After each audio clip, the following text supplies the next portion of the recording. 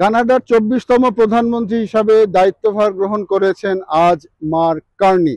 Mark Carney সাবেক প্রধানমন্ত্রী Justin ট্রুডোর জায়গায় তিনি এখন কানাডার প্রধানমন্ত্রী হবেন। মার্ক কার্নি লিবারেল পার্টির নেতা নির্বাচিত হন গত কয়েকদিন আগে, এবং লিবারেল পার্টির নেতা হিসাবে, যেহেতু লিবারেল পার্টি এখন ক্ষমতায়, তিনি লিবারেল পার্টির প্রধান হিসাবে কানাডার প্রধানমন্ত্রিত্ব গ্রহণ করেছেন। তো এখানে একটি বিষয় হচ্ছে যে মার্ক কার্নি কখনোই রাজনীতির সাথে জড়িত ছিলেন না, তিনি এমপি ছিলেন না, এমনকি তার লিবারেল পার্টির কোনো প্রাথমিক সদস্য পদও ছিল না।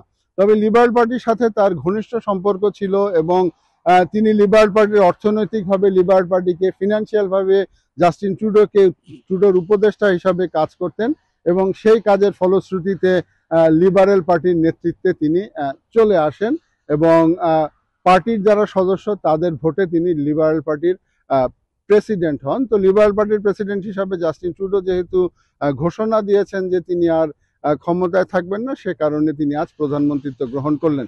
অর্থাৎ কানাডার ইতিহাসে এটি খুবই বিরল যে এমপি ছাড়া, অর্থাৎ সংসদ সদস্য ছাড়া, কোনো রকম রাজনৈতিক ব্যাকগ্রাউন্ড ছাড়া তিনি এই প্রধানমন্ত্রিত্বের পদ গ্রহণ করলেন।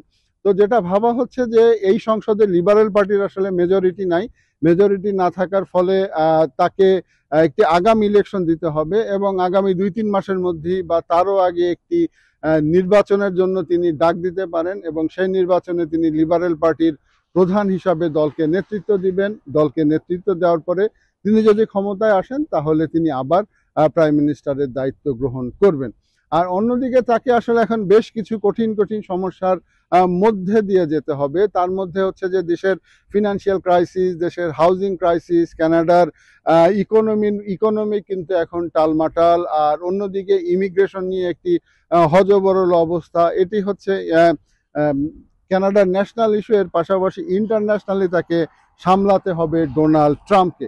আপনারা জানেন যে ডোনাল্ড ট্রাম্প ক্ষমতায় এসে কানাডাকে 51তম স্টেট হিসাবে করার ঘোষণা দেয়। এর পাশাপাশি কানাডার বিভিন্ন পণ্যের উপরে তিনি ট্যারিফ আরোপ করে। তো সব মিলিয়ে এই পুরা বিষয়টা এখন তাকে সামলাতে হবে। তো যেটা আমরা জানিয়েছিলাম যে মার্ক কার্নি ব্যাংক অফ কানাডার গভর্নর ছিলেন, তিনি ব্যাংক অফ ইংল্যান্ডের গভর্নর ছিলেন। তো অর্থনৈতিকভাবে তার একটি বড় ধরনের পোর্টফোলিও রয়েছে। তো সে বিষয়ে দেখা যাক তিনি এখন কানাডার অর্থনীতিকে কোথায় নিয়ে যেতে পারেন। তো জাস্টিন ট্রুডোর 10 বছরের শাসনে তার যুগের অবসান ঘটলো, শুরু হলো কার্নির শাসনকাল। হয়তো কিছুদিনের জন্য, তারপরে নির্বাচন হবে। আশা করা হচ্ছে যে এই বছরের মাঝামাঝি কানাডায় একটি অন্তর্বর্তীকালীন নির্বাচন হবে।